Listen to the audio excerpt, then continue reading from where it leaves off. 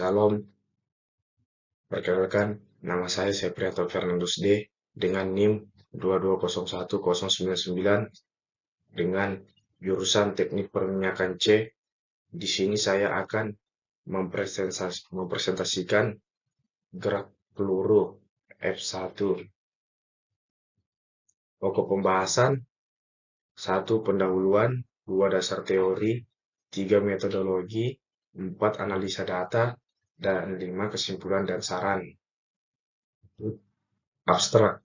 Pada perkuliahan tentang gerak parabola, pembelajaran yang komprehensif dan mengatasi keterbatasan waktu tatap muka dan penggunaan peralatan laboratorium di era revolusi 4.0 ini dapat dilakukan dengan simulasi PET projectile motion dan panduannya agar peserta didik dapat belajar dengan terarah dan mandiri.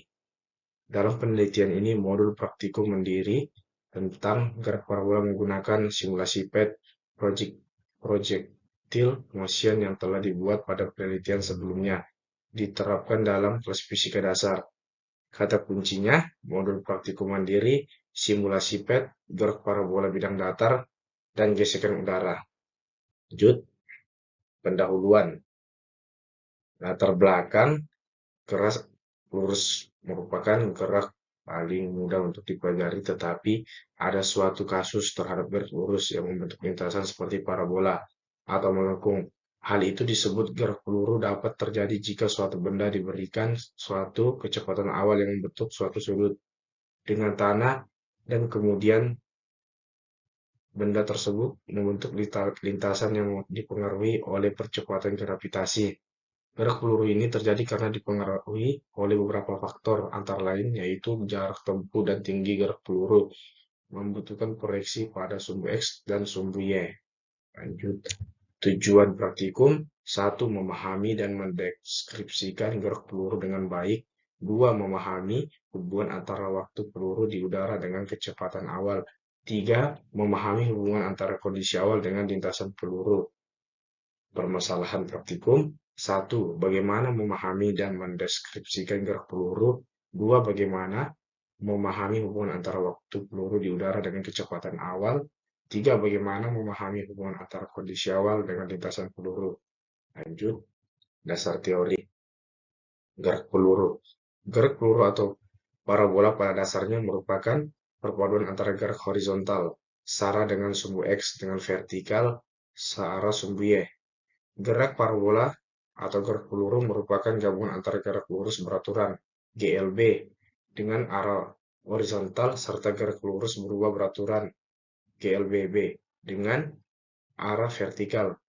Kedua komponen ini tidak saling mempengaruhi. Gerak peluru adalah gerak di mana suatu benda diberi kecepatan awal dan berjalan sejauh lintasan yang mana gaya gravitasi bumi atau lintasannya berbentuk parabola. Contoh gambar ada di bawah. Lanjut, metodologi. Flowchart. Buka PET dulu, baru buka projectile motion, lalu buka lab, lalu setting variabel yang digunakan, lalu lakukan pengukuran pada lintasan proyektil, lalu catat data yang diperoleh, buat grafik VR, lalu presentasikan. Lanjut, alat. 1. PET simulasi, 2. Laptop atau komputer, 3. Microsoft Excel. Lanjut, prosedur kerja. 1. Buka link PET projectile motion simulation. 2. Klik lab seperti yang ditunjukkan gambar. 3. Gunakan simulasi secara bebas agar terbiasa. 4. Atur kondisi awal beberapa nilai besaran seperti yang ditunjukkan gambar. Untuk 5. Untuk kecepatan awal atur masing-masing 5, 10, 15, sampai 20, 25, 30 mprs. Untuk setiap kecepatan awal, tembak meriam dan arahkan alat ukur yang ditunjukkan di gambar di bawah ini. 6. Catat data yang diperoleh. 7. Dengan menggunakan Microsoft Office Excel, buat grafik VR berdasarkan nilai pada tabel 1.